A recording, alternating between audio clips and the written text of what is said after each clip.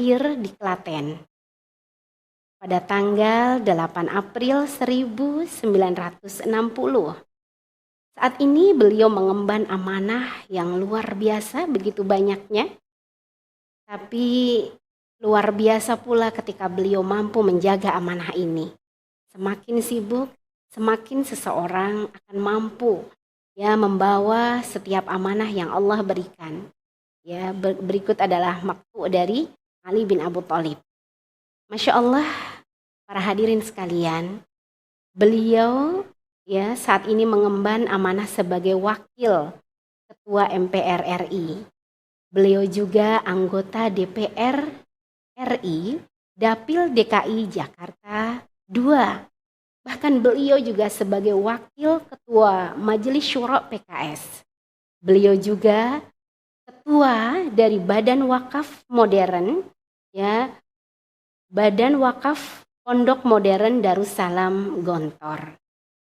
Beliau merupakan alumni juga dari Pondok Pesantren Modern Darussalam Gontor. Beliau lulus di tahun 1978.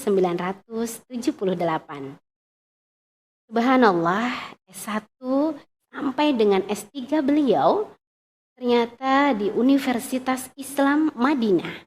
Dan beliau lulus tahun 1992. Nah, sesaat lagi kita akan mendengarkan tausiah dari beliau. Dan jangan lupa buat semua para hadirin di sini untuk nanti di akhir pemaparan ya akan ada pertanyaan langsung dari Ustadz, dan siapa yang bisa menjawab maka dia akan mendapatkan langsung ya hadiah menarik ya berupa door prize langsung dari panitia. Nanti akan dihubungi langsung oleh panitia. Dan insya Allah Ustadz juga sudah siap. Ya, dan sebelumnya sambil menunggu ya karena memang mungkin sedang diatur ya oleh asisten Ustadz ya. Sebelumnya saya mengingatkan buat teman-teman solihah rahimakumullah ya, tidak terasa hari ini kita memasuki hari kedua dari Khatmul Quran. Semoga Allah jaga semangat kita. Semangat untuk terus berinteraksi dengan Al-Quran. Karena menjadi manusia terbaik tentunya bukanlah sebuah ya hayalan saja. Tetapi ini harus menjadi sebuah realisasi amal dan di dalamnya tentunya akan banyak perjuangan. Perjuangan untuk kita bersama Al-Quran. Semoga kita semua termasuk orang-orang yang mendapatkan hidayah dari Al-Quran. Dan kita pun akan menjadi manusia terbaik ya, khairukum man ta'allamal Qur'an wa 'allamahu. Nah, hadirin sekalian yang dirahmati Allah. Tema pada kesempatan kali ini nanti yang diangkat adalah terkait dengan pemimpin yang dirindukan oleh surga. Masya Allah, siapa yang tidak menginginkan menjadi hamba yang dirindukan oleh surga? Dan insya Allah hari ini kita akan bahas bersama. Alhamdulillah sudah terhubung dengan Ustadz Dr. Haji Muhammad Hidayat Nur Wahid MA. Dan kita sama-sama sesaat lagi akan mendengarkan tausiah langsung dari beliau. Assalamualaikum Ustadz, apakah sudah tersambung?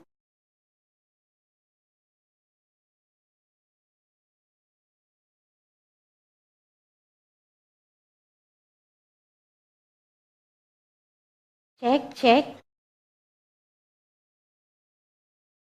Ustadz, tersambung. Assalamualaikum Ustadz.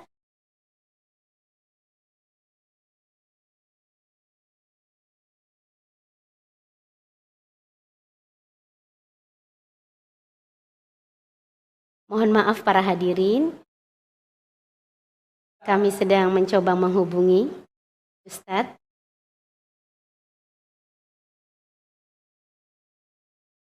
Oke, Assalamualaikum warahmatullahi wabarakatuh. Assalamualaikum warahmatullahi wabarakatuh. Belum. Halo. Belum. Assalamualaikum. Ini mati Ling Umi. Assalamualaikum. Waalaikumsalam.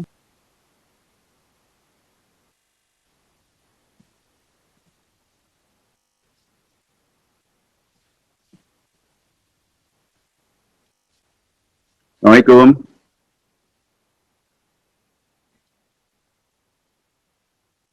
Ya. Alhamdulillah. Cek, sudah terhubung belum ya? Assalamualaikum. Sudah belum?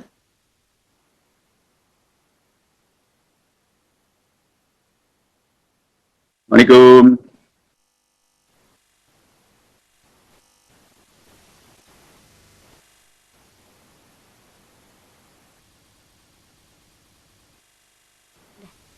Assalamualaikum Ustadz. Assalamualaikum. Cek. Assalamualaikum Ustadz. Belum tersambung ya? Pak Hanif. Cek.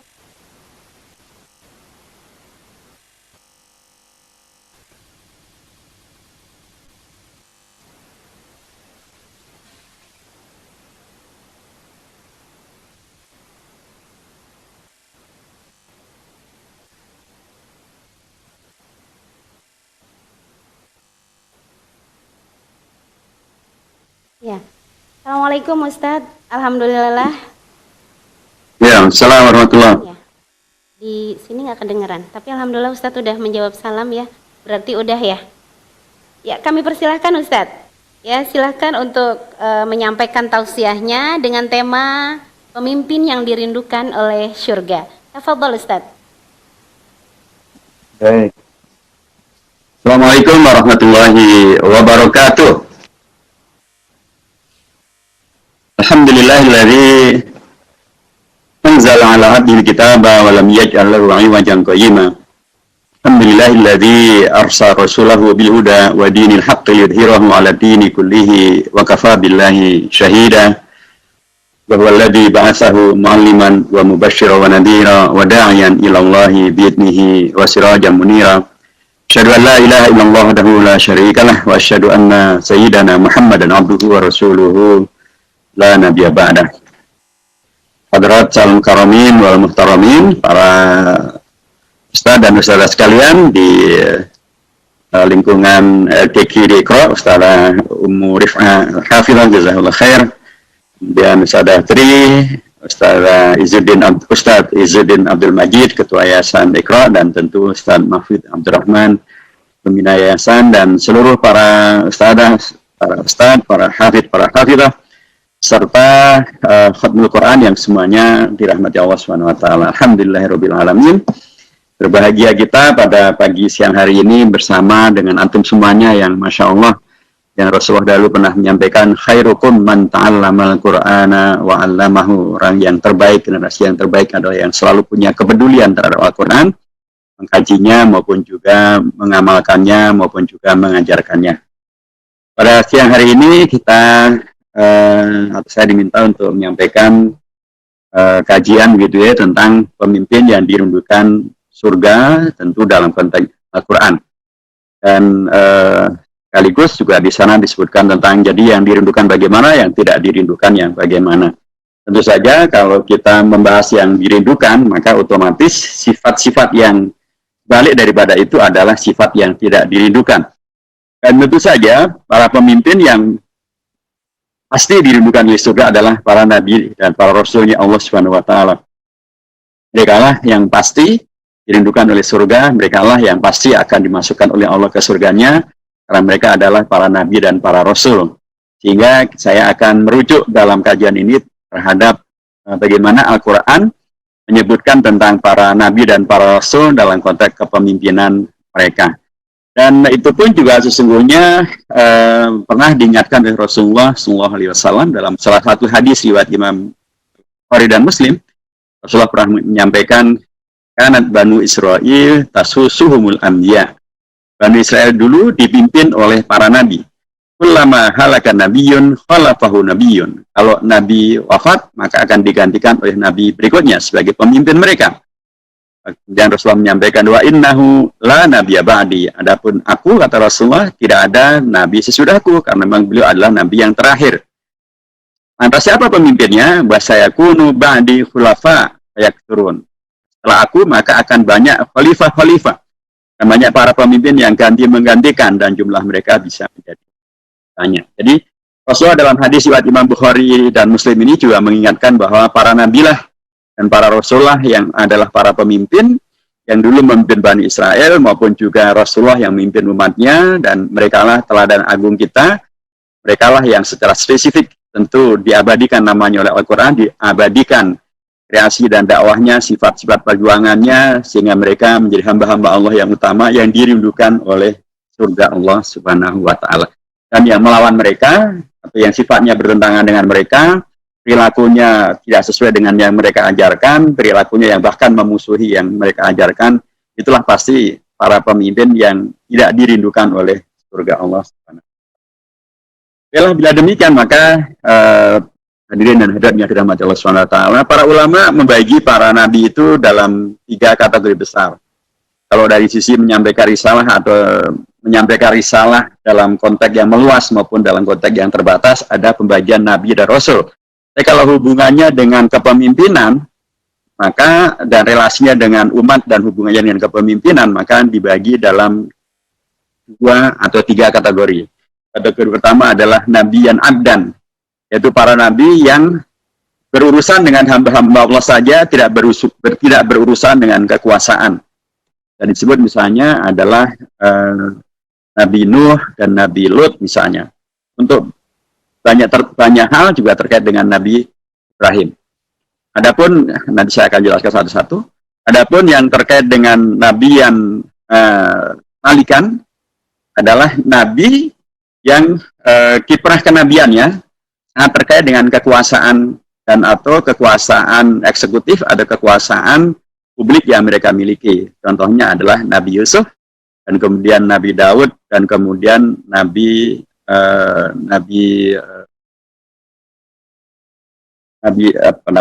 Sulaiman, ya, Nabi Yusuf, Nabi Daud, dan Nabi Sulaiman. Adapun Nabi besar Muhammad SAW adalah beliau dalam dirinya menggabungkan 2 hal sekaligus, yaitu Nabi yang abdan dan Nabi yang malikan. Jadi Nabi yang abdan adalah ketika beliau pada periode Mekah, maka beliau adalah mengurusi dakwah ini, jadi pemimpin umat dalam konteks abdan, tidak terkait dengan kekuasaan.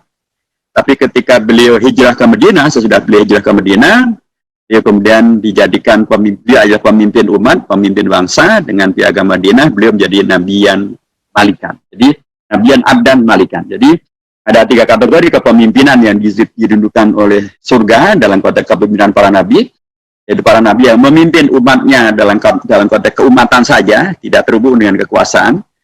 Ada lagi para nabi yang tadi yang pertama disebut sebagai nabi yang abdan, yang kedua adalah nabi yang malikan, yaitu nabi yang kegiatan dakwahnya atau kegiatan kenabiannya adalah terkait dengan ketika mereka menjadi penguasa. Jadi saya sebutkan contohnya Nabi atau yang terkait dengan kekuasaannya, di situ ada Nabi Yusuf, ada Nabi Daud, dan juga ada Nabi kemudian Nabi besar Muhammad SAW, Fatimul Anbiya wal Mursalin, Allahumma shalli wa sallim wa barik alaih. Beliau adalah Nabi yang abdan ketika beliau berada di periode Makkah, tidak berhubungan dengan kekuasaan.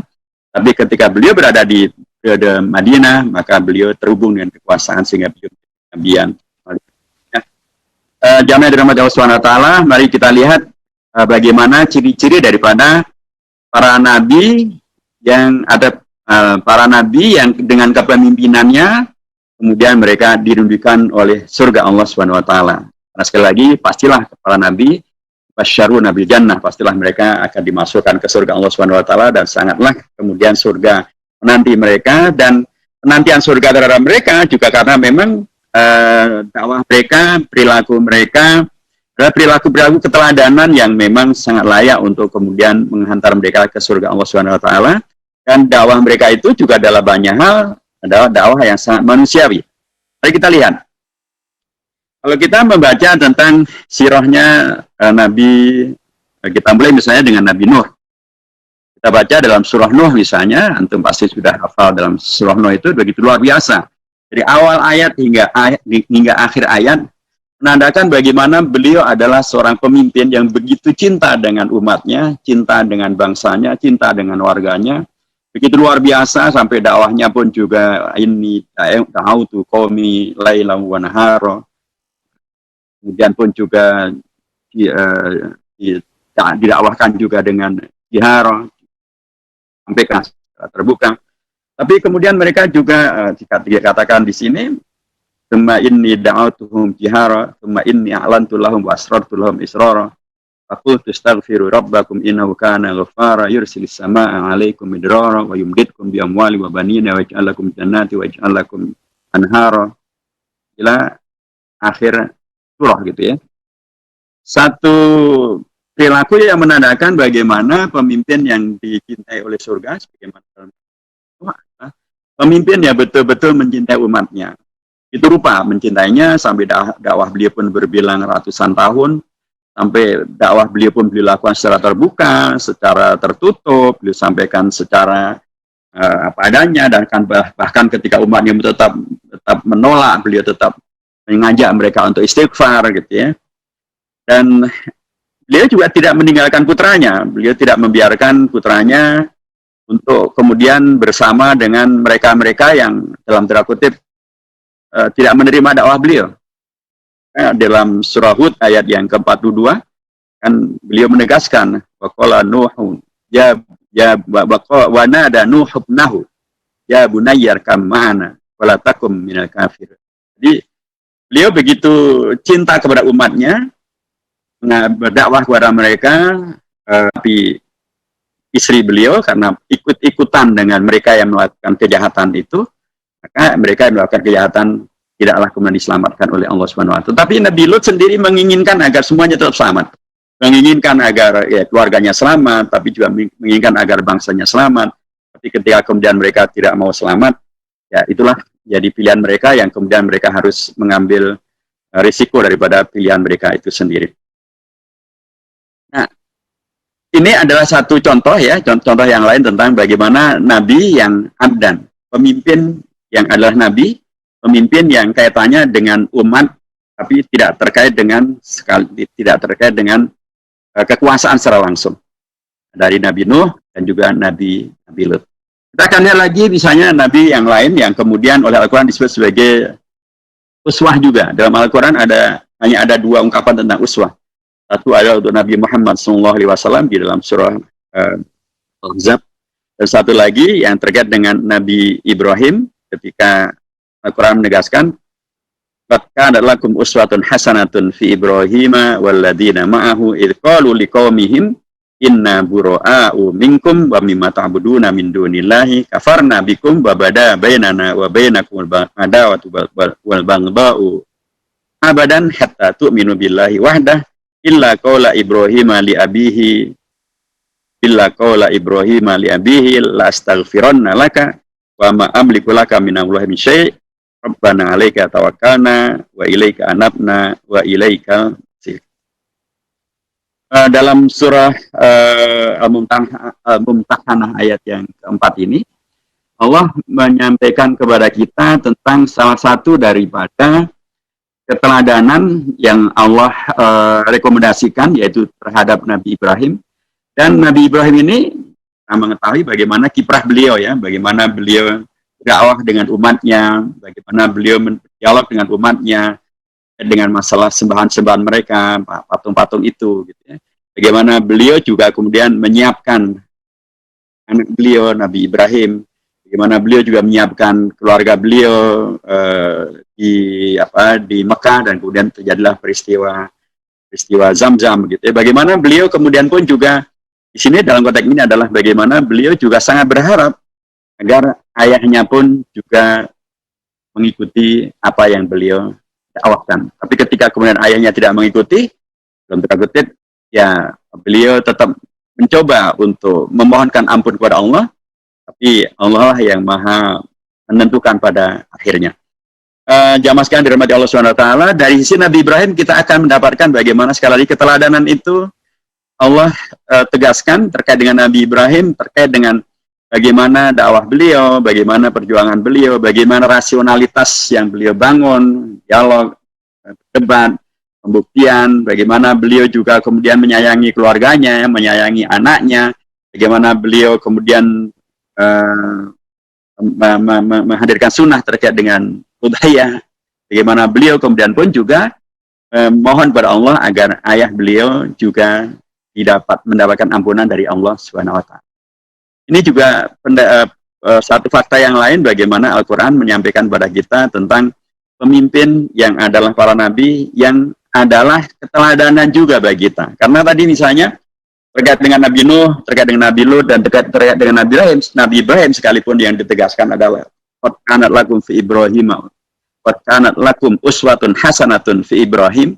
Tapi juga sesungguhnya uswah hasanah juga secara umum ada pada para nabi semuanya. Jadi kalau mereka kita jadikan sebagai uswah hasanah dalam konteks kepemimpinan, selain yang secara spesifik disebutkan terkait dengan Nabi Ibrahim dan Nabi Muhammad, maka akan kita dapatkan bahwa Al-Quran mengabadikan kepemimpinan mereka dalam cinta mereka kepada Allah, itu pasti, keteladanan, ketaatan mereka untuk melaksanakan ajaran agama Allah dalam segala kesulitan yang terjadi, itu juga pasti. Tapi juga sekaligus mereka adalah teladan kita dalam cinta kepada umat.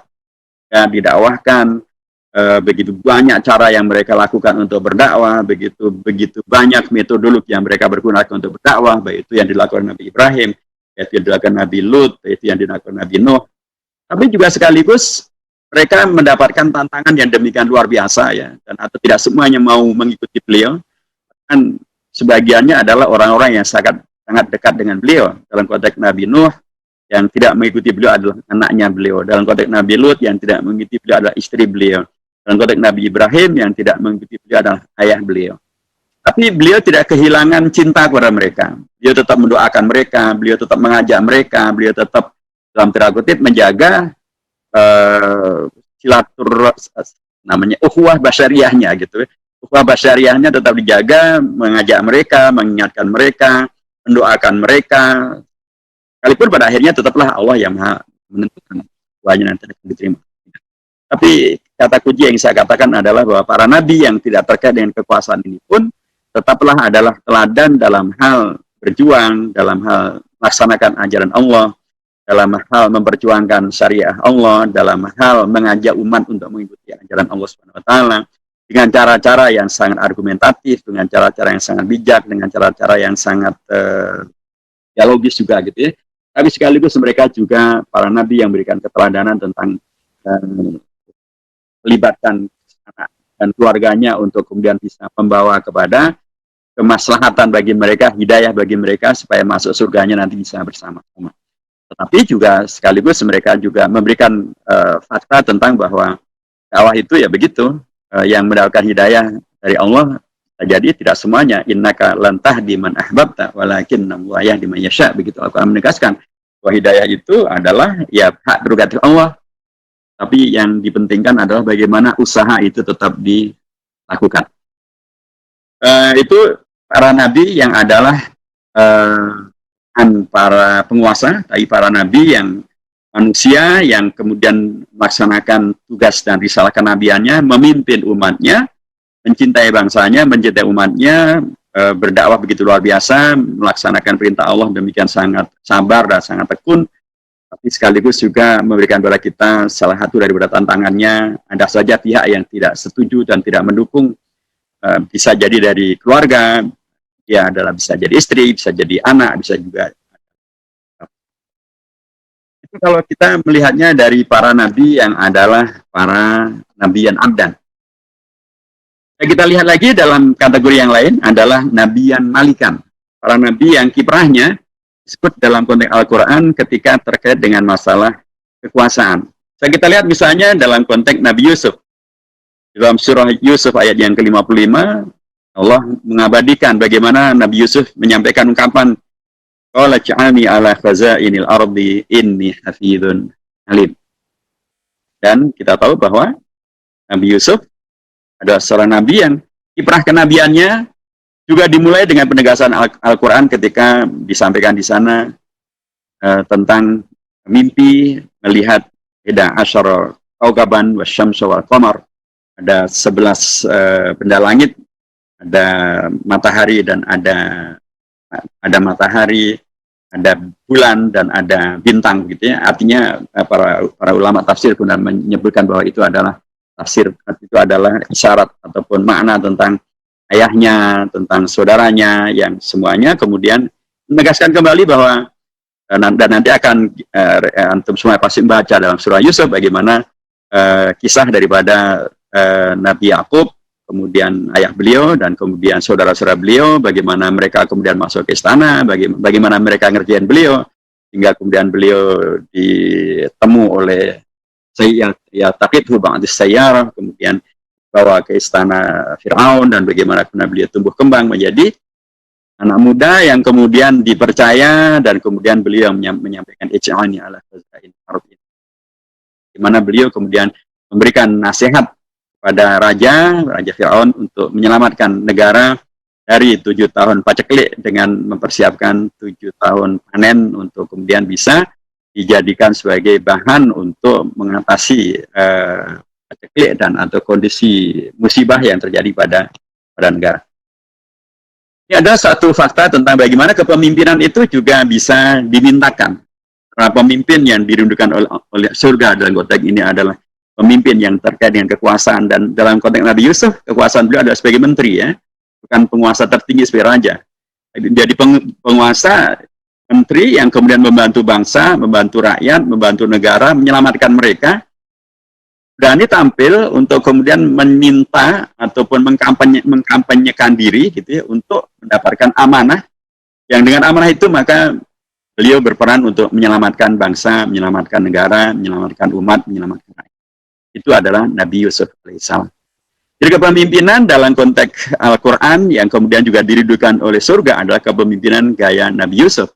Di mana kepemimpinan beliau adalah kepemimpinan yang tadi eksploratif, berani untuk kemudian eksplorasi diri beliau, berani untuk mengeksplorasi keahlian beliau, bahkan menyampaikan secara terbuka, saya minta untuk dijadikan sebagai menteri yang mengurusi tentang masalah perbendaharaan negara, karena saya hafidh dan alim. Hafidh adalah orang yang sangat dipercaya, terjaga amanahnya, profesional, terjaga amanahnya, hingga kemudian karenanya Anda layak untuk kemudian mempercayai beliau, karena beliau juga adalah alim, profesional, ahli dalam bidang yang akan beliau kerjakan. Jadi ini juga karenanya satu pola kepemimpinan yang dirindukan oleh surga adalah pemimpin yang juga berani untuk tampil ke depan, untuk menyampaikan tentang potensi dirinya, untuk kemudian berkontribusi menyelamatkan umat, menyelamatkan bangsa, dan jadilah itu adalah sebuah sunnah hasanah di dalam pemimpinan. Inilah yang kemudian banyak dirujuk kalau orang bicara tentang masalah kampanye, pilek, pilkada, pilpres, dan lain sebagainya. Itulah salah satu daripada rujukannya.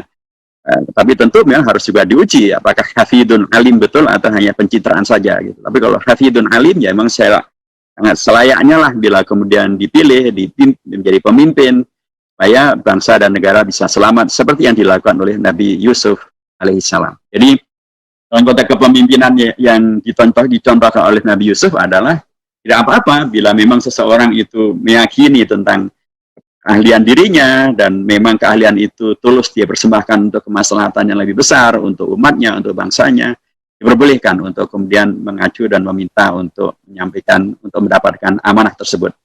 Ij'alni ala khazain ardh inni hafidun alim. Dan tidak ada ayat yang memansuhkan tentang doa dan atau permintaan dan sikap daripada Nabi Yusuf alaihissalam ini. Berikutnya misalnya kita lihat dengan pemimpin yang agung yang lain. Dan ini adalah seorang raja. Nabi Yusuf tadi adalah seorang menteri, ini berikutnya adalah seorang raja. Beliau adalah Nabi Daud alaihissalam. Nabi Daud alaihissalam ditegaskan dalam surah Shad ayat yang ke-26. Bagaimana Al-Quran menegaskan, Ya Dawudu inna ja'anaka khalifatan fil ard, fahkum bainan nasi bil haqqi wa la tattabil hawa fayudilluka an sabilillah. Lahum adabun syadidun bima nasu yaumal hisab.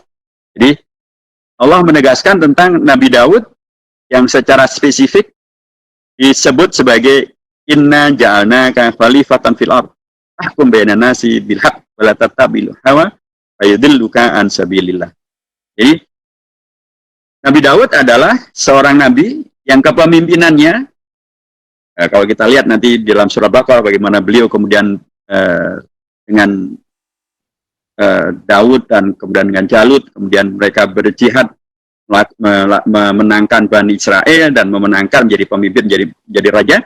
Maka dalam surah Sad Allah menegaskan secara spesifik tentang posisi beliau yang menjadi nabi, kemudian sudah dimenangkan oleh Allah menjadi seorang raja, maka kepemimpinan yang menjadi pemimpin nomor satu di dalam negaranya, menjadi raja, jadi khalifah. Maka arahan dari jelas, hukum bainan nas, agar kemudian ditegakkan kebenaran, ditegakkan kepemimpinan yang basisnya adalah kebenaran.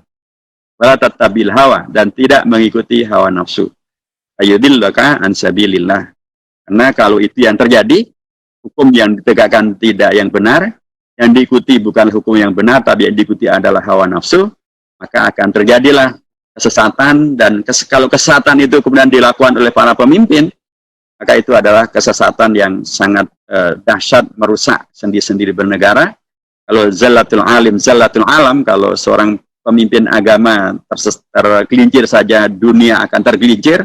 Bagaimana kalau itu adalah seorang pemimpin, seorang raja, atau seorang pemimpin nasional, atau pemimpin bangsanya? Kalau dia tergelincir, maka ketergelinciran itu ya bisa berdampak yang amat sangat luas. Karena Al-Quran memberikan arahan yang sangat jelas. Nabi Daud agar beliau sudah diangkat sebagai pemimpin, karena arahannya sangat jelas. Jadi pemimpin yang dirindukan dalam konteks Al-Quran yang kemudian bisa menghadirkan kehidupan daripada surga itu adalah pemimpin yang ketika dia diberikan amanah memimpin, maka dia memimpin dengan orientasinya adalah menegakkan kebenaran, menegakkan keadilan, menegakkan kesejahteraan. Dan bukan malah mengikuti hawa nafsunya. Apakah hawa nafsu terkait dengan masalah keinginan untuk berkuasa sepanjang masa, sehingga masa jabatannya ingin diperpanjang sampai 3 kali, 4 kali, 5 kali misalnya. Ya, kemudian anak mantunya dijadikan sebagai pemimpin semuanya misalnya. Kemudian menumpuk kekuasaan dengan cara yang tidak dibenarkan, dengan seni politik, dengan intimidasi politik, dengan menghancurkan lawan politik, dengan cara-cara yang tidak benar, atau dengan kemudian melakukan pembodohan dengan pencitraan yang kacau misalnya. Tidak demikian. Pemimpin yang dirindukan el surga dalam konteks contoh Nabi Daud adalah pemimpin yang menghadirkan kepemimpinan yang menegakkan keadilan, menegakkan kebenaran, karenanya mengalahkan segala bentuk kejahatan, mafia kejahatan, dan lain sebagainya, dan tidak terbawa oleh hawa nafsunya. Tapi sebaliknya, justru bisa menguasai hawa nafsunya untuk kemudian tunduk sepenuhnya kepada kebenaran, kepada kebaikan, kepada keadilan yang diperintahkan oleh Al-Quran untuk diikuti. Itu tentang Nabi Daud. Nanti akan kita lihat lagi dalam sirah daripada putra beliau, Nabi Sulaiman. Dalam surah Sad juga, ayat yang ke-35, kita akan dapatkan ungkapan Nabi Sulaiman yang luar biasa. Beliau menyampaikan, Qala rabbil firli, wahabli mulkan la yambagi li ahadim min ba'di. Kita tahu bagaimana Nabi Sulaiman menjadi seorang raja, bagaimana kisah beliau dengan Bilqis, bagaimana kemudian beliau menjadi raja yang demikian luar biasa, sampai kemudian beliau memahami bahasa burung-burung ya, dan bahasa semut dan lain sebagainya. Tapi beliau ada juga pemimpin yang mengajarkan satu sikap yang luar biasa. Beliau pemimpin yang sangat demikian powerful ya, sangat digdaya begitu. Termasuk juga sangat mempunyai kemampuan yang tidak terbatas begitu ya. Tapi beliau juga adalah pemimpin yang sekaligus orientasi yang paling utamanya adalah sikap Rabbil Firli. Jadi, ya sebelum beliau mengatakan wahab li mulkan la yambagi li ahadim min ba'di, dia mulai dengan ungkapan Rabbil Firli. Ya Allah, ampunilah. Pemimpin yang begitu tawadhu, pemimpin yang demikian tahu posisi bahwa sekalipun beliau pemimpin yang bahkan begitu luar biasa digdayanya, begitu luar biasa hebatnya, tapi beliau tahu diri, beliau adalah pemimpin yang tidak lupa diri. Beliau tahu bahwa beliau adalah hanya hamba Allah saja. Beliau adalah hamba Allah yang bisa bersalah dan bisa berdosa. Karenanya ungkapan beliau adalah Rabbil Firli. Kan kemudian malah menjadikan dirinya sebagai Tuhan gitu ya. Dan menyuruh hambanya untuk menyembah. Dan menyuruh intelijen atau media untuk beropini seolah-olah beliau sang Tuhan gitu. Enggak. Terus beliau orientasinya adalah Rabbil Firli. Ada kepemimpinan yang luar biasa dari seorang Raja Sulaiman. Keinginan beliau untuk mendapatkan kekuasaan yang abadi, kekuasaan yang tidak bisa ditandingi oleh siapapun, diantaranya adalah karena orientasi beliau menjadi pemimpin itu adalah bukan untuk menjadi yang lupa diri, tapi yang justru selalu munajat pada Allah, selalu menyadari bahwa dirinya hanya hamba Allah saja. Dirinya karena hamba Allah bisa bersalah, dirinya karena hamba Allah bisa lupa, bisa apa. Karenanya, dalam kelupaan-kealpaan, dalam posisi kehebatan beliau sebagai pemimpin, beliau memberikan keteladanan untuk selalu berorientasi munajat pada Allah, mendekatkan diri kepada Allah, memohon maghfirah daripada Allah Subhanahu wa taala. Dan itulah kemudian yang semakin mengokohkan beliau sebagai seorang pemimpin. Pemimpin dalam konteks kemanusiaan, tapi juga pemimpin dalam konteks kehambaannya kepada Allah Subhanahu wa taala. Wajar bila kemudian Allah memberikan karunia yang luar biasa kalau seorang pemimpin pada kelas beliau masih orientasinya adalah Rabbighfirli, wajarlah bila kemudian Allah mengganjar dengan ganjaran yang tak terbatas. Karena kalau itu adalah ihsan, maka pahalanya adalah jazaul ihsan ilal ihsan.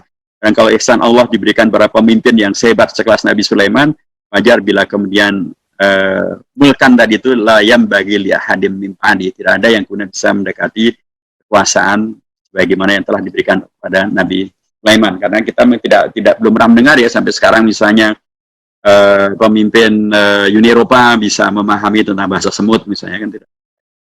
Ingat, tidak pernah kita dengar Putin misalnya sekalipun masa jabatannya diperpanjang terus menerus kemudian bisa memahami bahasa para burung misalnya, kan tidak pernah kita dengar. Jadi itu semuanya bisa dimengerti oleh Nabi Sulaiman. Jadi sekali lagi, ini 3 tipe dari pemimpin yang kenabiannya terkait dengan kekuasaannya, kenabiannya terkait dengan fungsi kenegaraan mereka. Tapi mereka adalah para pemimpin, para nabi yang diberi kekuasaan oleh Allah Subhanahu wa taala, dan kekuasaan kenegaraan apakah sebagai menteri atau sebagai raja atau raja diraja. Tapi mereka adalah tokoh-tokoh yang tidak pernah lupa diri. Mereka tetap menjadi hamba Allah Subhanahu wa taala, mereka tetap untuk kemudian melaksanakan amanah secara maksimal, mereka tetap berorientasi untuk menjadikan kepemimpinan itu adalah pelayanan untuk memberikan yang terbaik bagi bangsa dan bagi umat, bagi warga yang mereka mendapatkan amanah untuk memimpin mereka itu sendiri. Nah, kemudian yang terakhir adalah kategori pemimpin yang para ulama menyebutnya sebagai nabiyan abdan malikan, yaitu nabi yang menggabungkan antara 2 sifat tadi. Nabi yang abdan, dakwahnya tidak terkait dengan kekuasaan secara langsung, dan nabi yang abdan yang kemudian dari kondisi yang tidak terkait dengan kekuasaan itu kemudian menjadi nabiyan yang malikan, nabi yang penguasa, nabi yang terhubung dengan kekuasaan negara. Itulah Nabi besar Muhammad sallallahu alaihi wasallam, fatamul anbiya'i wal mursalin, sayyidul anbiya'i wal mursalin, sallallahu alaihi wa alihi washabbihi wa man tabi'ahum bi ihsan ila yaumiddin.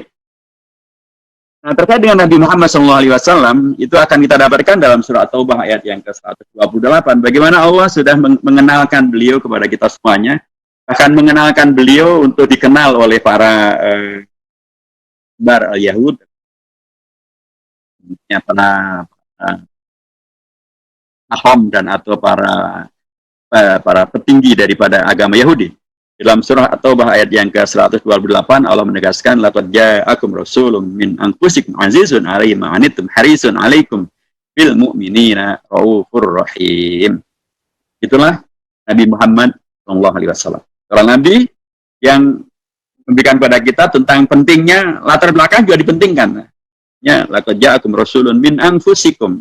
Jadi, beliau bukan sembarangan ataupun bukan kemudian nggak jelas asal usulnya, tapi beliau adalah orang yang atau sosok yang asal usulnya sangat jelas, seorang yang terjaga nasabnya, terjaga latar belakangnya, terjaga track recordnya. Ini suatu yang juga amat sangat dipentingkan, dan itu menjadi bagian daripada yang diajarkan keteladanan bahwa akan menjadi baik atau bagian daripada yang menjadi baik adalah ketika track record kita juga baik, latar belakang kita juga baik, karenanya kita juga sangat disunahkan kalaupun nikah, berkeluarga juga memilih dengan beragam kriteria tentang kebaikan, karena itu akan juga berpengaruh kepada keturunan dan berikut.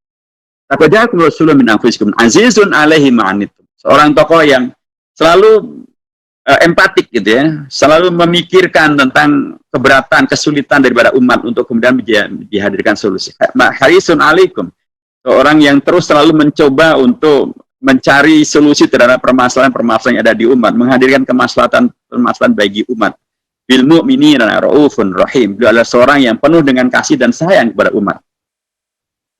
inilah seorang tipologi seorang pemimpin yang nabian, yang malikan, seorang yang memberikan kepada kita keteladanan tentang bagaimana latar belakang tetap terjaga, bagaimana kemudian latar belakang itu terus bisa menghadirkan keunggulan yang tidak pernah berhenti, dan bagaimana kemudian beliau memberikan keteladanan tentang seorang yang dengan segala kualifikasi tertinggi yang telah Allah berikan, tapi tidak menjadi lupa diri, tapi tetap membersamai umat, menyayangi umat, memikirkan umat, mencarikan solusi bagi umat, agar kemudian umat ini betul-betul menjadi umat yang bisa beliau banggakan. Ini bahid di kumul umam yaumal qiyamah. Karenanya kita akan lihat ketika beliau menjadi nabiyan abdan dalam periode Makkah itu, sekalipun beliau mendapatkan penolakan dan atau halangan rintang yang demikian luar biasa, tapi beliau tidak pernah kehilangan orientasi, dan Al-Quran mengajarkan salah satu daripada ciri-ciri daripada ayat-ayat Makkiyah adalah ungkapannya bukan dengan ungkapan ya ayyuhalladzina amanu, tapi dengan ya ayyuhan nas, wahai umat manusia. Jadi, ketika kemudian disebut wahai umat manusia sebagai ciri khas daripada ayat-ayat Makkiyah, menandakan bagaimana pemimpin yang ada Nabi Muhammad SAW itu mengajarkan kepada kita semuanya. Dan itulah surga yang memang begitu nilai amat sangat tinggi. Dia mengajarkan kepada kita semuanya tentang bagaimana dengan al-Islam ini, dengan dakwah al-Islam ini, melihat yang lain itu bukan sebagai setan, yang hanya isi kesalahan, yang isinya hanya masalah, yang isinya hanya sesuatu yang layaknya hanya dihujat, layaknya hanya dilaknat gitu ya, layaknya hanya membawa kepada keburukan. Bukan, di depan kita bukan setan. Tapi di depan kita juga bukan para malaikat yang kemudian pasti baik, tetapi jadi pasif, menjadi hanya melaksanakan tugas sesuai dengan apa yang ditugaskan. Di luar itu tidak ada lagi yang dia kerjakan. Al-Quran mengajarkan satu ungkapan, ya ayuhan nas.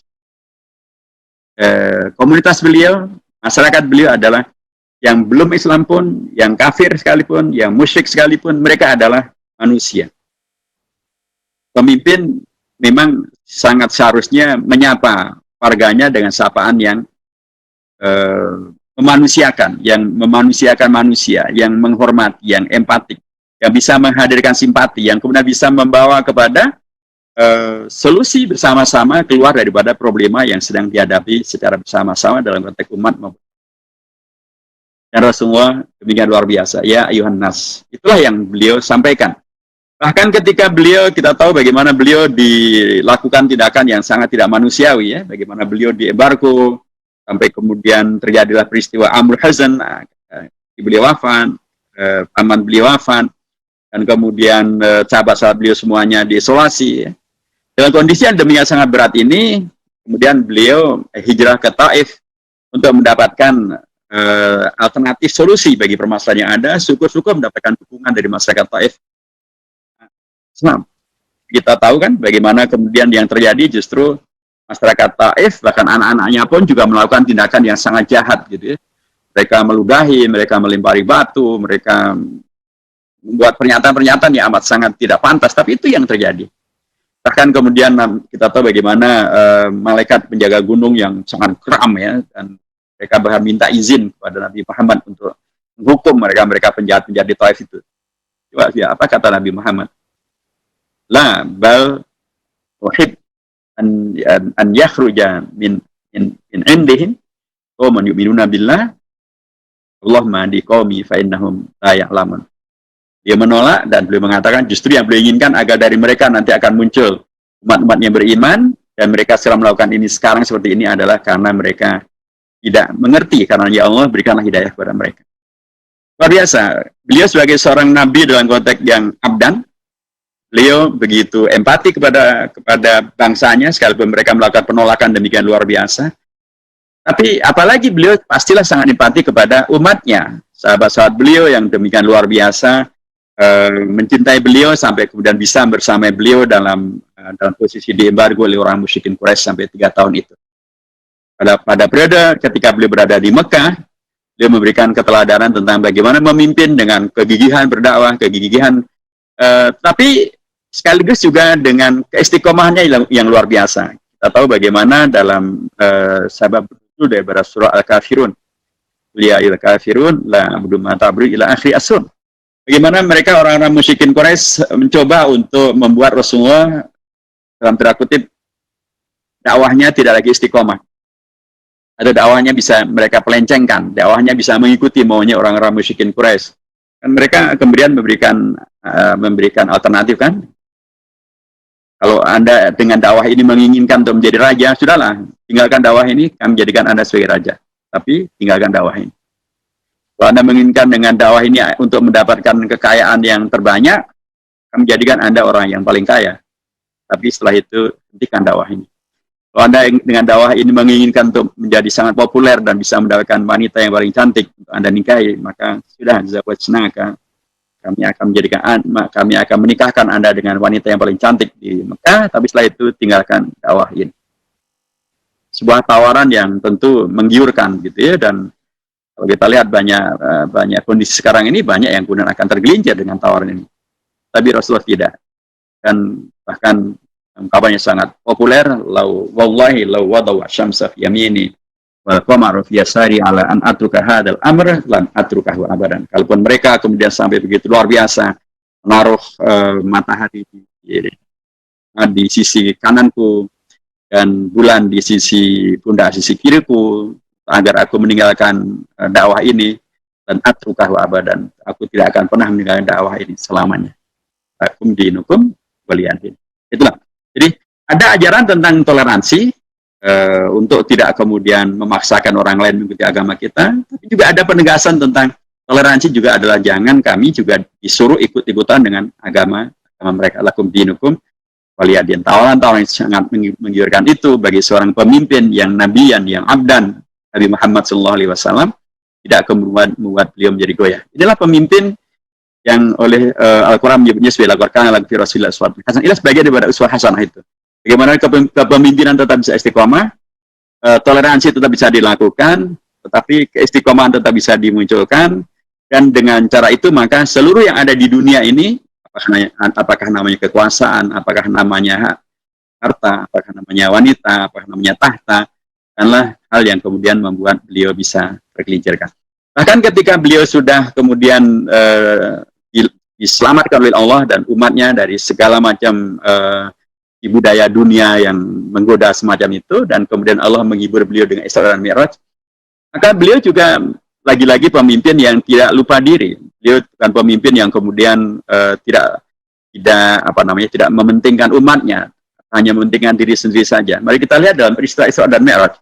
Kalau saja beliau adalah pemimpin yang kemudian karena kelelahan berjuang, kemudian lupa diri, karena kemudian tidak lagi mementingkan umat, maka setelah beliau Isra dan Mi'raj, terutama setelah Mi'raj dan bertemu dengan Allah SWT di Sidratul Muntaha, di Baitul Ma'mur, mungkin beliau tidak mau lagi kembali ke dunia, karena ya sudah, itulah apa yang tertinggi daripada seorang hamba kan bertemu dengan Allah di surga Allah, di Sidratul Muntaha, di Baitul Ma'mur.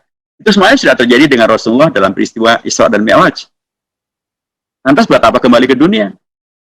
Di dunia, di Mekah pada waktu itu, istri beliau sudah wafat. Yang membela beliau, yang menyayangi beliau, yang menghibur beliau, menenteramkan beliau di rumahnya, sudah wafat. Di luar rumah, paman beliau yang selalu membela beliau dari makar dan kejahatan, teror, provokasi orang-orang musyrikin Quraisy, sudah juga wafat, Abu Thalib. Sahabat-sahabat beliau semuanya sedang susah karena dilakukan embargo. Terus buat apa kembali dunia? Tapi justru beliau memberikan keteladanan pemimpin yang peduli dengan rakyatnya. Segera setelah beliau menerima perintah untuk sholat itu, segera beliau kembali ke dunia untuk menyebarluaskan kebahagiaan bersama dengan bangsa dan bersama dengan umatnya. Sekalipun ya kita tahu tentang bagaimana nanti kisah tentang persyariatan daripada sholat itu. Jadi, sekali lagi, inilah ciri-ciri daripada pemimpin yang Rasulullah sunnahkan, yang diabadikan oleh Al-Quran dan juga sunnah, dan kemudian membawa kepada segala kebaikan. Dan kebaikan itu adalah hijrah kepada ke Madinah Munawwar dan menjadikan beliau sebagai masuk kategori nabiyan abdan malikan. Jadi beliau nabi yang dikenal kenabiannya karena fungsi kemanusiaannya, bukan terkait dengan kekuasaan, tapi nanti juga beliau dikenal sebagai nabi dan rasul dalam fungsi kekuasaannya. Ketika beliau pindah ke Madinah Munawwarah, hijrah ke Madinah Munawwarah, kita akan tahu bagaimana kemudian beliau dibekali oleh Allah SWT dengan Kita tahu bahwa surah pertama yang Allah turunkan pada periode Makkiyah ini adalah, dalam periode Madaniyah adalah surah Al-Baqarah. Surah Al-Baqarah itu ayat pertama hingga ayat yang ke-20-annya adalah ayat-ayat yang memberikan penjelasan tentang bagaimana bagaimana tipologi daripada masyarakat Madinah yang ditemui oleh Rasulullah SAW. Karena ada masyarakat mukminin muttaqin dari ayat pertama hingga ayat yang ke-5. Kemudian kelompok kafirin, ayat yang ke-6 dan ayat yang ke-7. Dan berikutnya adalah munafikin, dari ayat yang ke-7 hingga ayat yang ke-20 dan seterusnya. Rasulullah oleh Allah Subhanahu wa taala dibimbing jadi seorang pemimpin yang akan mengelola negara. Dalam Al-Quran diperkenalkanlah tipologi bangsanya seperti apa, sehingga nanti diperkenalkan juga tentang bagaimana bermuamalah, bagaimana berinteraksi dengan masyarakat yang beragam-ragam ini. Dan kemudian pun juga beliau memberikan kepada kita keteladanan bagaimana surga itu juga dicapai melalui selain mengenal tipologi umat, tipologi bangsa, di mana kemudian beliau menjadi pemimpin. Maka umat dan bangsa yang beliau kenali tipologinya ini kemudian dikokoh kuatkan, beliau ikat dengan sebuah mu'ahad, satu perilaku menghadirkan ukhuwah, bertahun. Terjadilah ukhuwah antara mu'ahad ya, antara muhajirin dan muhajirin, ansor dan ansor, kemudian mu'ahad antara muhajirin dan ansor. Inilah modal besar untuk kemudian beliau sukses menghadirkan Piagam Madinah, di mana orang-orang Yahudi yang tadinya begitu sangat arogan, begitu sangat dominan, bahkan mampu untuk terus menghadirkan konflik di antara muhajirin dan ansor, dan kemudian mereka pun begitu sangat merasa paling superioritas yang sangat tinggi, sehingga kemudian mereka merendahkan orang-orang Arab gitu ya. Tapi kemudian Rasulullah sedang persiapkan diri dengan pengenalan tadi kelompok umatnya dalam surah Al-Baqarah, kemudian beliau menguatkan umatnya dengan mu'afat tadi itu, dengan ukhuwah persaudaraan di antara mereka. Maka orang-orang Yahudi akhirnya untuk dan mengikuti Piagam Madinah. Ada 52 pasal di sana yang kemudian semuanya menegaskan tentang pentingnya semuanya menaati Allah dan Rasulnya. Bila terjadi khilaf, bila terjadi salah paham, bila terjadi masalah, maka rujukannya adalah kepada Allah dan Rasulnya. Beliau menjadi nabi yang malaikat. Nah, beliau sebagai nabi yang berterkait dengan kekuasaan, memberikan kepada kita keteladanan bagaimana kekuasaan itu tidak untuk menghadirkan kedoliman, tidak untuk menghadirkan diskriminasi, tidak untuk menghadirkan kerusakan, tidak untuk menghadirkan putusnya silaturahim, tidak untuk menghadirkan penguasaan sumber daya alam atau sumber daya manusia oleh satu kelompok saja. Tidak. Justru beliau memberikan kepada kita satu keteladanan tentang bagaimana perjuangan beliau sampai pada membawa kepada kekuasaan itu justru untuk dalam rangka menghadirkan kemaslahatan yang terbesar. Dengan Piagam Madinah, maka tampillah di situ yang namanya keadilan, tampillah di situ yang namanya kesetaraan, tampillah di situ yang namanya bangsa yang diikat oleh satu kebersamaan. Tapi sekaligus juga bangsa yang harus taat hukum, sehingga bila kemudian ada yang melanggar hukum, ya harus diberikan sanksi. Sanksi itu adalah diberikan oleh Allah dan Rasulnya.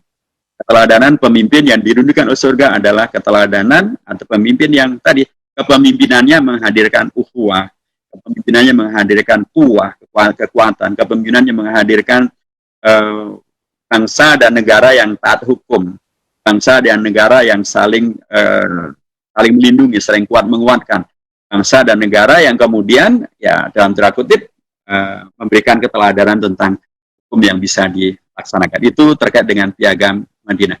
Kita akan lihat juga bagaimana kemudian beliau dalam konteks perjuangan yang kemudian bisa dirangkum dalam Al-Quran maupun dalam Sirah Nabawiyah.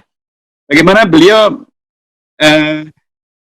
selain daripada Fasilitas Madinah juga akan menghadirkan peluang besar untuk kemudian nanti menaklukkan Mekah. Itulah dengan terjadinya peristiwa Sulhu Al-Hudaybiyah. Dalam Sulhu Al-Hudaybiyah atau sebelum Sulhu Al-Hudaybiyah, peristiwa yang terkait dengan Masalah Badar Al-Kubra. Itulah Yaumul Furqan, Yaumul Iltaqa Al-Jam'an, Al-Quran menyebutnya demikian. Itulah peristiwa yang kemudian menghadirkan Furqan. Dan itu dampak daripada setelah beliau menghadirkan Mu'ahad dan setelah beliau menghadirkan Piagam Madinah itu. Dari 72-an muhajir dan muhajirah gitu, yang hijrah bersama beliau ke Madinah Munawwarah, maka 1 tahun saja kepemimpinan beliau memberikan dampak yang efektif, yaitu munculnya tidak kurang dari 313 para mujahid, para pengikut beliau yang sudah dewasa, yang diperbolehkan untuk berjihad bersama dengan beliau membela umat, berangkat ke Badar.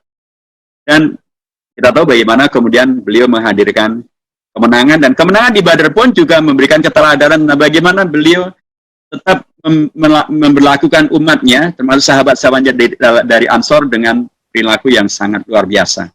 Ketika beliau mendengarkan nasihat atau masukan daripada orang-orang Ansar tentang di mana kita harus memilih tempat untuk berpijak, bertahan, dan memenangkan peperangan.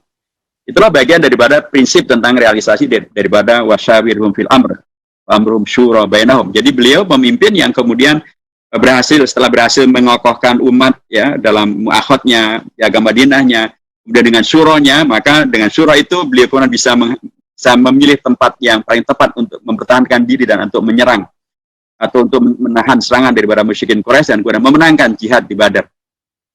Dan dalam konteks Badar juga kita lihat bagaimana kemudian beliau pun juga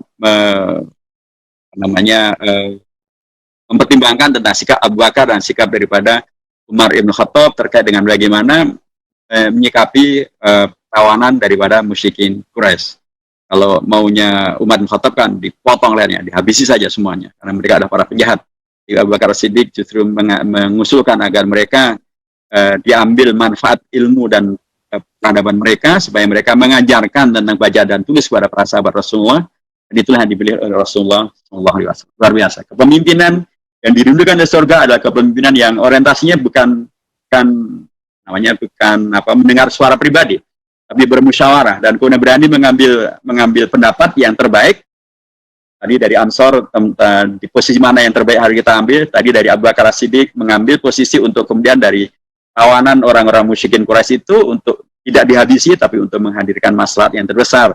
Jadikan umat yang berperadaban yang unggul dengan belajar, membaca, dan tulis dari orang-orang musyrikin sekalipun.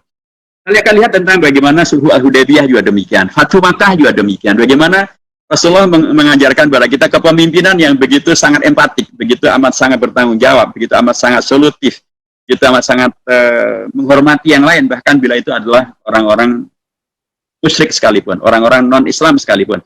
Harganya demikian luar biasa. Bahkan dalam konteks peristiwa Fathu Makkah itu kan dia menyampaikan idhabu antum tulaqa, Anda boleh pergi, Anda bebas, Anda tidak mendapatkan hukuman sebagaimana yang mereka bayangkan. Satu gambaran bagaimana kepemimpinan yang dirindukan oleh surga dalam konteks Rasulullah adalah kepemimpinan yang sekali lagi sangat tegas, tapi sekaligus juga sangat kasih sayang, sangat ngasih dan sangat menyayangi. Pemimpin yang mampu untuk membuat keputusan, pemimpin yang tidak mencela-mencela begitu, tapi pemimpin yang jelas arah keputusannya, dan kemudian keputusan itu menghadirkan kemenangan yang kilang gemilang menjadi fathan mubinah. Dan terakhir dalam konteks ini adalah ketika beliau kemudian haji wada. Dalam haji wada itu beliau memberikan keteladanan yang luar biasa ketika beliau kemudian 10 tahun yang lalu ketika hijrah di Madinah hanya diikuti oleh 72 orang dari Mekah dan kemudian beberapa puluh orang dari Madinah. Tapi kemudian ketika beliau sudah di haji wada, tahun terakhir daripada hidup beliau, 10 tahun setelah beliau hijrah, maka yang mengikuti beliau di dalam haji wada itu sudah lebih daripada 100.000 sahabi dan sahabiyah, 100.000 umat muslim dan muslimah. Itu artinya dalam waktu 10 tahun sudah terjadi kenaikan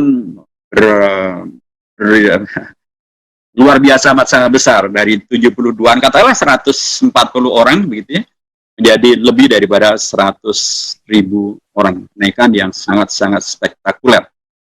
Itu menandakan sekali lagi bahwa kepemimpinan yang dirindukan oleh surga adalah kepemimpinan yang juga berhasil membawa dakwah ini, membawa umat untuk kemudian mengikuti ajarannya beliau, mengikuti sunnahnya beliau, menghadirkan kemaslahatan yang luar biasa, akan menghadirkan kemenangan yang gilang gemilang, umat yang kemudian menyebar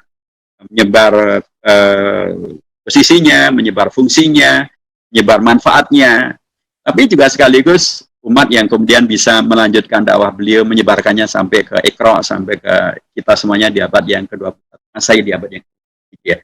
Terakhir sekali, Rasulullah itu dalam konteks kepemimpinannya yang kemudian menghadirkan keteladanan yang luar biasa, dan itu akan menghadirkan manusia-manusia yang sangat sangat dirindukan oleh Al-Quran adalah kita lihat bagaimana beliau mengejawantahkan tentang akhir daripada surah yang Allah turunkan kepada Nabi Muhammad SAW secara lengkapnya. Itulah surah An-Nasr. Idza jaa nasrullahi wal fath wa ra'aitan nas yadkhuluna fi dinillahi afwaja fasabbih bihamdi rabbika wastaghfirhu innahu kana tawwaba. Kepemimpinan yang dalam perjuangannya, perjuangan kepemimpinannya menghadirkan power fisik yang maksimal. Idza jaa nasrullahi wal fath. Para ulama menyampaikan itu adalah kemenangan melalui jalur jihad. Jihad dalam konteks fisik, kemenangan melalui kemampuan untuk berjihad secara fisik. Karenanya ya, beliau sangat sehat walafiat, menjaga kesehatannya, menjaga kesehatan para sahabatnya, mengajak mereka untuk terus hidup sehat, jaga kesehatan supaya kemudian mereka bisa berjihad secara fisik dan menang.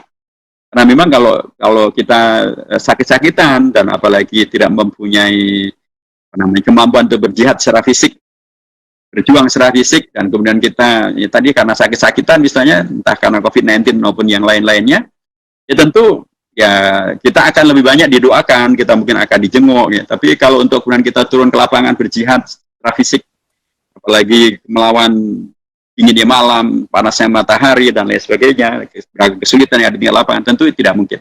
Rasulullah memberikan keteladanan tentang bagaimana kemudian kepemimpinan yang kemudian akan bisa menghadirkan sukses, dan sukses itu akan membawa hasanah di dunia dan akhirah, didudukan oleh surga adalah pemimpin yang fisiknya pun juga prima, pemimpin yang secara fisik juga sehat walafiat untuk bisa melanjutkan. Yang kedua, wara'aitan nas yadkhuluna fi dinillahi afwaja. Bagaimana kemudian beliau orang yang sangat cerdas, orang yang sangat pintar, orang yang sangat hebat gitu ya, sehingga membuat orang yang lain bisa menerima dakwah beliau, orang lain bisa menerima argumentasi beliau, orang lain akhirnya bisa mengikuti ajaran beliau, masuk ke dalam Islam, dan jadilah Islam itu dari 74 orang pengikut beliau menjadi 100.000 lebih setelah beliau di Haji Wada. Dan yang berikutnya, kehebatan ini, kesuksesan ini, baik dari jalur jihad yang pertama, ijtihad yang kedua, melalui jalur rasionalitas dan akal budi yang unggul, dari jihad dan ijtihad itu, tidak membuat pemimpin, dan Rasulullah ada contoh teladan yang luar biasa, tidak membuat beliau menjadi lupa diri, menjadi arogan, menjadi zalim, jadi serba mengkafirkan orang, serba membunuh orang, serba membid'ahkan orang, serba menihilkan yang lain, tidak mau bekerja sama dengan yang lain. Tidak. Justru Al-Quran mengajarkan pada beliau, dan beliau berikan keteladanan pada kita. Puncak daripada kepemimpinan ini akan menghadirkan mujahadah, manusia-manusia yang spiritualnya unggul, manusia-manusia yang dengan fisiknya yang baik, dengan intelektualitasnya yang unggul, menjadi manusia yang spiritualnya juga unggul. Karenanya ungkapannya adalah fasabbih bihamdi rabbika wastaghfirhu innahu kana tawwaba. Ini pemimpin yang orientasinya selalu kemudian hablum minallahnya sangat kuat, selalu menghadirkan tasbih, tahmid, istighfar. Kalau tadi Nabi Sulaiman dengan Rabbil Firli dengan istighfar juga. Nah, Rasulullah di akhirnya adalah untuk kemudian selalu mengingat pada Allah Subhanahu wa taala, memperbanyak zikir, memperbanyak wirid, memperbanyak ma'surat, memperbanyak amal spiritual yang lainnya begitu ya. Supaya dengan cara itu maka tetap terjagalah pemimpinan itu, bukan kemudian merubah statusnya menjadi Tuhan. Kepemimpinan itu tidak untuk menghadirkan kezaliman, tidak menghadirkan kejahatan. Kepemimpinan itu adalah untuk menghadirkan segala kebaikan, segala kemaslahatan. Karena itulah nilai-nilai yang akan kemudian memudahkan orang itu dimasukkan oleh Allah ke surga Allah Subhanahu wa taala.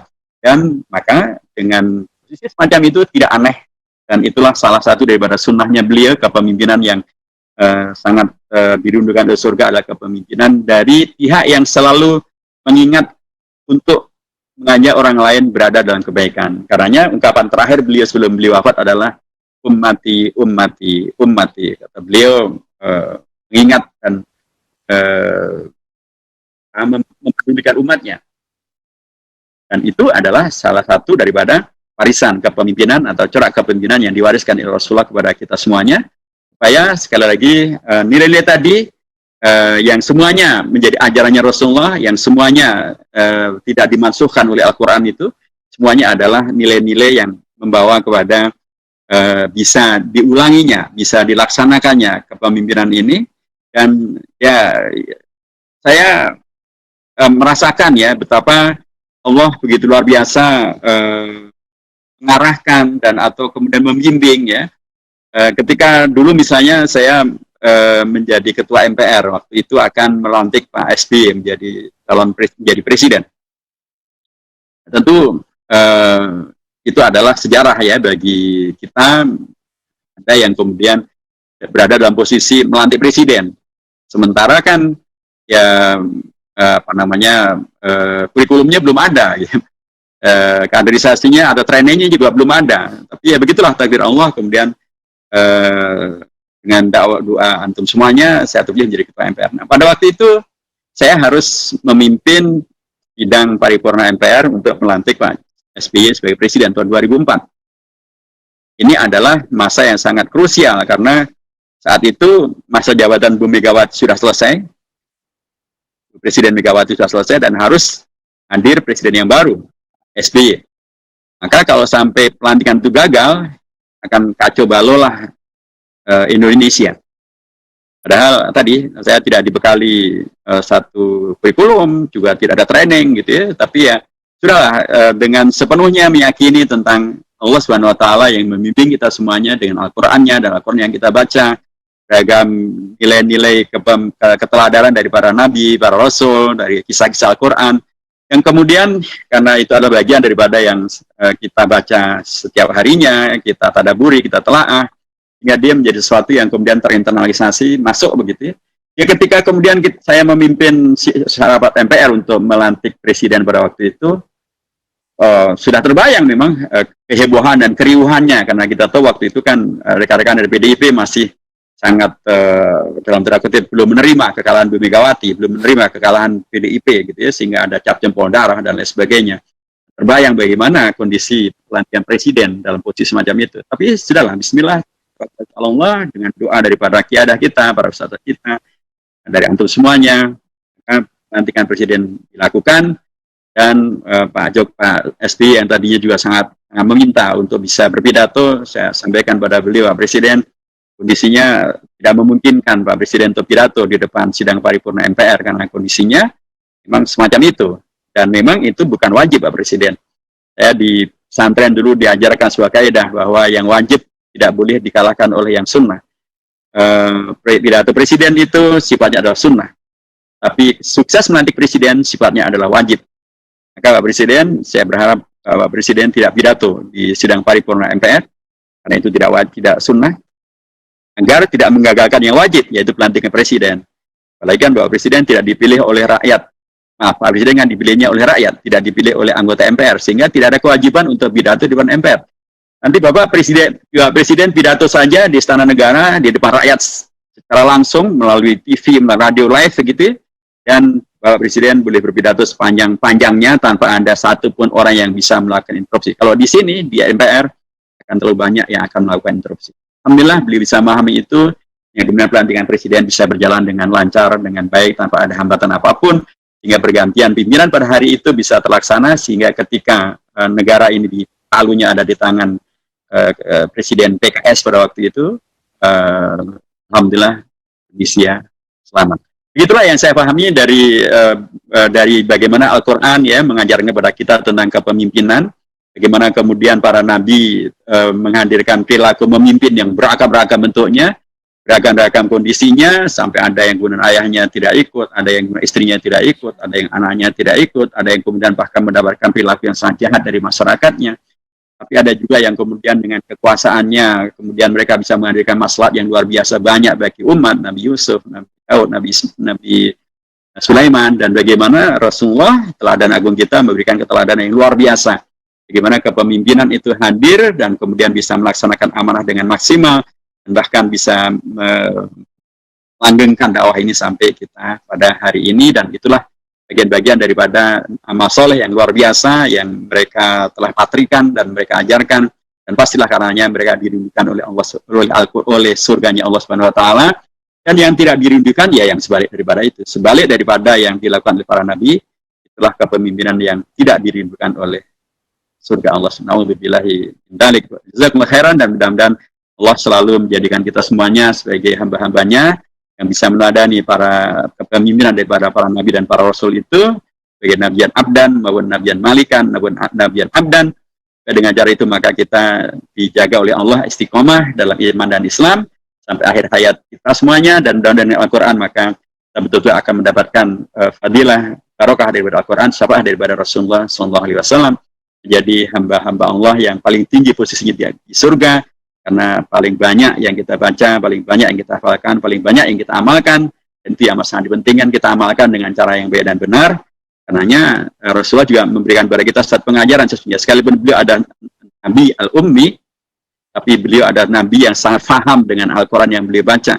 Dan karenanya beliau sangat faham bagaimana Al-Quran itu dilaksanakan dan diamalkan, sehingga menghadirkan wa ma arsalnaka illa rahmatan lil alamin. Karena terakhir sekali saya ingin sampaikan bahwa sangat penting untuk kita membaca Al-Quran, sangat penting kita menghafalkan Al-Quran, tapi sangat penting juga kita memahami Al-Quran dengan baik dan benar, kemudian mengamalkannya dengan baik dan benar, memperjuangkannya dengan baik dan benar, supaya kita bisa betul-betul menjadi ahlul Qur'ani wa khassatuhu, dan bisa menjadi bagian daripada yang dirindukan oleh surga Allah Subhanahu wa taala, di tempat yang tertinggi daripada surga Allah Subhanahu wa taala. Barakallahu fikum jami'an.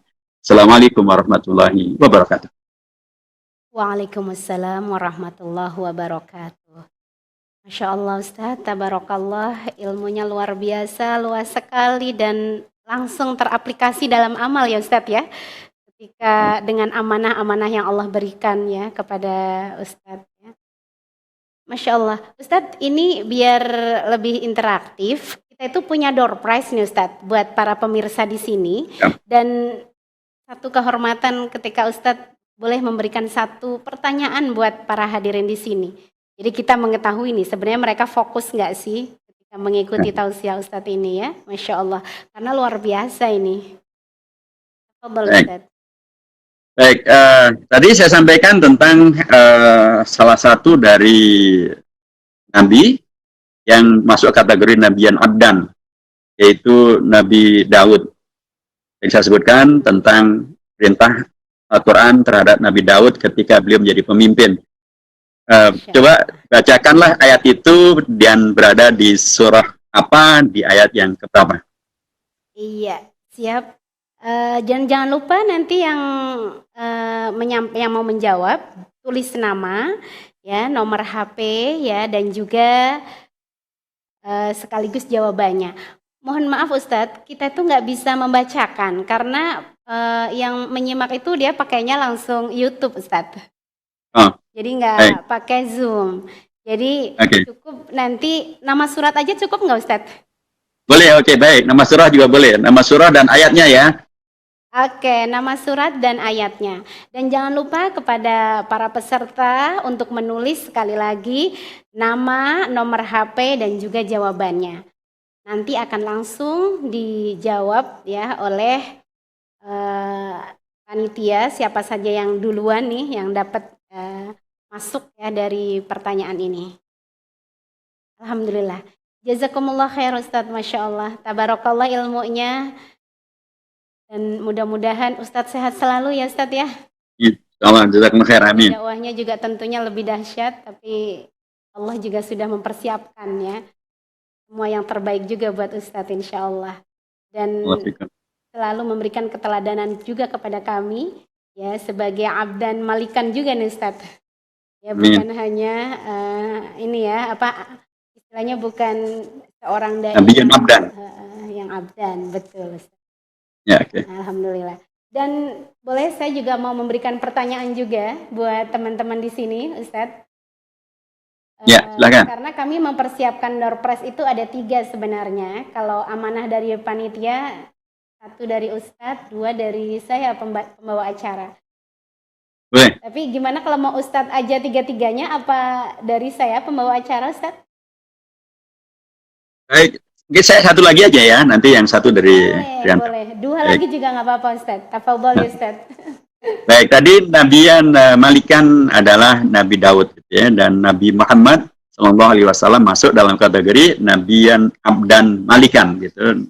Nabi yang sekaligus adalah hamba Allah, tapi seorang yang juga penguasa. Itulah Nabi Muhammad SAW. Tadi saya sebutkan tentang akhir surah yang terlalu mudah ya. Saya sebutkan tentang kualifikasi beliau ketika beliau dipilih oleh Allah menjadi nabi, menjadi rasul untuk kita semuanya. Tadi saya sebutkan di dalam surah At-Taubah.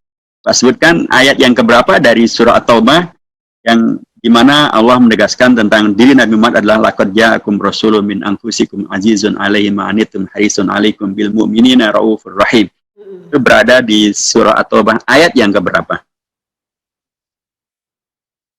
Ya, silakan kepada para pemirsa bisa dijawab di chat YouTube-nya, dan jangan lupa nama, nomor HP sekaligus jawabannya. Nah, ayatnya ya, tadi suratnya sudah dijawab sama Ustadz ya. Taubah, tinggal ayatnya. Insya Allah sudah dapat clue juga nih dari Ustadz ya. Jazakumullah khair Ustadz. Ya, dan selanjutnya masih ada satu soal. Dan mungkin saya ingin memberikan soal. Tadinya sama juga nih Ustadz soalnya. Saya udah mempersiapkan ayat itu ya. Tapi langsung saya rubah aja. Jadi Masya Allah ya, kalau kita lihat bagaimana perjuangan ya setiap para nabi itu ya tadi ya. Ternyata semua Allah berikan ya bagaimana gambaran ya, bagaimana pemimpin-pemimpin yang mereka dirindukan oleh surga. Nah, akan tetapi ini juga masih menjadi sebuah harapan, sebuah cita-cita bagi kami di sini ya di negeri tercinta kita. Nah, sekarang saya ingin memberikan pertanyaan, apa bedanya? Ya, di sini kan pemimpin yang berorientasi kepada apakah ya yang masuk dalam kategori pemimpin yang dirindukan oleh surga. Silakan. Orientasinya hanya dunia sajakah dan sebagainya? Silakan bisa dijawab.